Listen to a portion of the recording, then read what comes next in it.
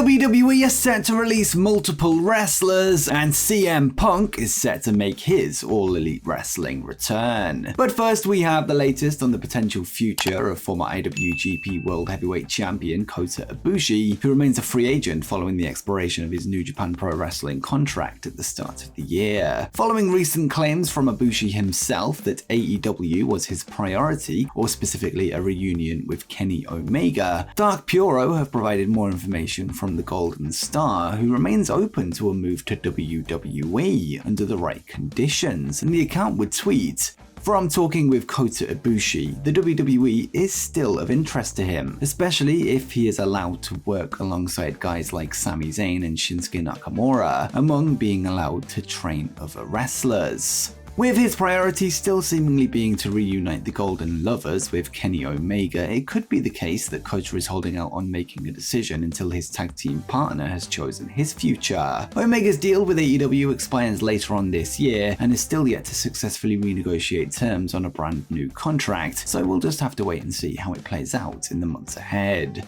And next, WWE Money in the Bank will be held in London, England on July 1st, with fans speculating on who could enter the ladder matches for the all-important briefcases. Well, we have news on two names that could be heading across the pond for the men's match, with the first coming from WrestleVotes via Give Me Sport. When discussing the next WWE appearance for social media star Logan Paul, they would note, "I have sources telling me that he works 2 pay-per-views this summer, the London show, Money in the Bank, and then obviously SummerSlam. It's almost expected that he's on those cards, and the only creative that I could think of is that he's likely to be inside the Money in the Bank match, not a guarantee." Another name tipped for the men's match this year is the American Nightmare Cody Rhodes, who is coming off the back of a Royal Rumble win and a WrestleMania main event loss. According to WRKD Wrestling, Rhodes is expected to appear in the match for the first time in 10 years, and they would tweet, "Nearly winning it 10 years ago back in 2013, Cody Rhodes is expected to return as a competitor in the Money in the Bank match this year in London, England."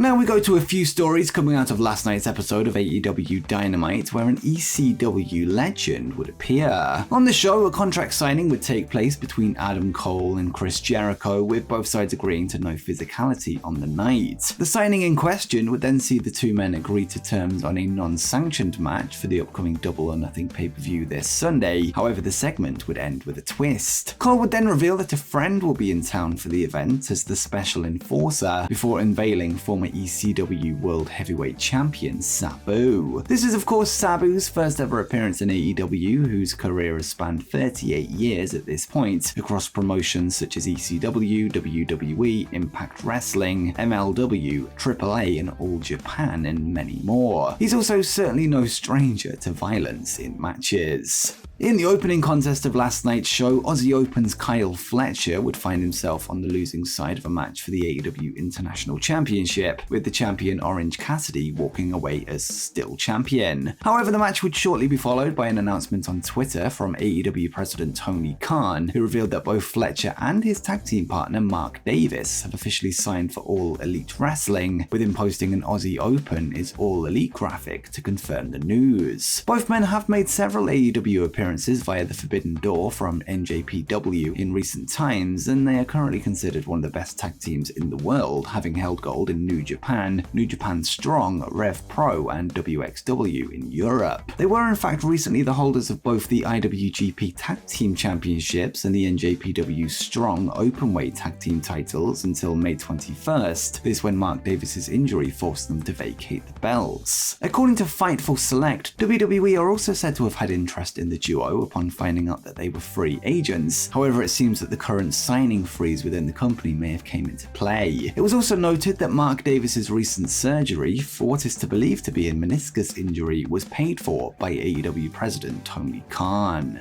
Another name on the lips of fans coming out of AEW Dynamite last night was former IWGP Women's Champion Mercedes Moné, the former Sasha Banks in WWE. During the show, Mercedes would make a cameo appearance during a video package to promote Willow Nightingale's recent New Japan Strong Women's Championship win from this past weekend at the Resurgence event in Long Beach, California. During the match, an injury to Mercedes would force a change of plans to the original result, which would have saw her leave with the new title, with Willow instead leaving with the belt out after an audible was called. Whilst this cameo doesn't confirm that Mercedes will be heading to AEW at any point, it's certainly got social media talking, and fantasy booking have returned to the ring for the upcoming Boston Garden Dynamite on July 19th.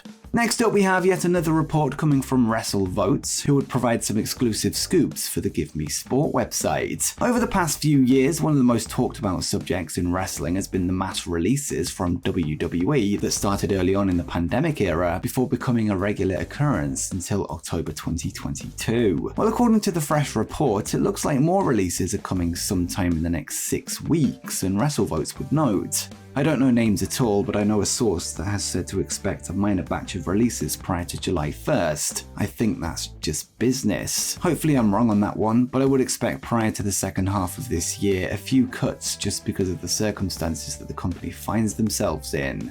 As mentioned, it's still unclear which talent could be on the chopping block at this time, although this would be the first time WWE have cut numerous wrestlers at once in 2023 were this to take place, with the last batch being in October 2022 where 6 NXT talents were let go. Excluding expired contracts, the last WWE superstar to be released as of this recording was Mandy Rose in December 2022, although this was due to very different circumstances other than budget cuts. Now let's get to the latest on the AEW return of CM Punk, who looks set for a reappearance on the first episode of AEW Collision. On last night's episode of AEW Dynamite, Tony Khan would confirm the location for the debut episode of the company's new Saturday night show, with it set to take place in the United Center in Chicago, Illinois, a venue that relies on an appearance from one man. Whilst the location was leaked several weeks back, there had been a hiccup prior to the official announcement of Collision, which saw CM Punk's name pulled from the press release and graphics, this reportedly due to issues over the status of Ace Steel. We'll get back to the Ace Steel situation a little later on, but first let's get to if the United Center announcement will lead to a CM Punk appearance. According to Fightful Select, documents were signed by Punk over this past week, with an agreement now being official between both parties, with the report noting that these papers prevent him from discussing certain subjects, with there also being disparagement clauses, and they also ensure that he appears at scheduled television dates, with it basically being a standard contract to get the ball rolling for his comeback. Individuals within Punk's camp have also noted that there's been several productive conversations over the last week between him and AEW. As for the conclusion of the Ace Steel situation, for now it appears that he will continue to work remotely for the time being, a decision that did initially seemingly cause a problem at first. And Dave Meltzer would take to Wrestling Observer Radio to note,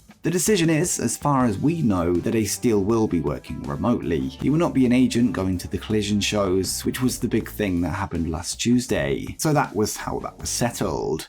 Dave would also provide some further context on the aforementioned agreement to not discuss certain topics, and he would reveal that this does include an agreement that nobody will speak publicly about the AEW All Out backstage incident between Punk, Steel, the Young Bucks, and Kenny Omega. And finally, we have another note from PW Insider, who would reveal in a fresh report last night that whilst there have been issues between both sides over the past week or so, it is said that this was greatly overblown online, and that regular contact has resumed in order to smooth things over. And now I think it's safe to say that CM Punk will be at AEW Collision on June 17th, and let's hope everything can be smooth sailing from here on out from all sides involved. And before you go, make sure you check out how AEW can change wrestling forever.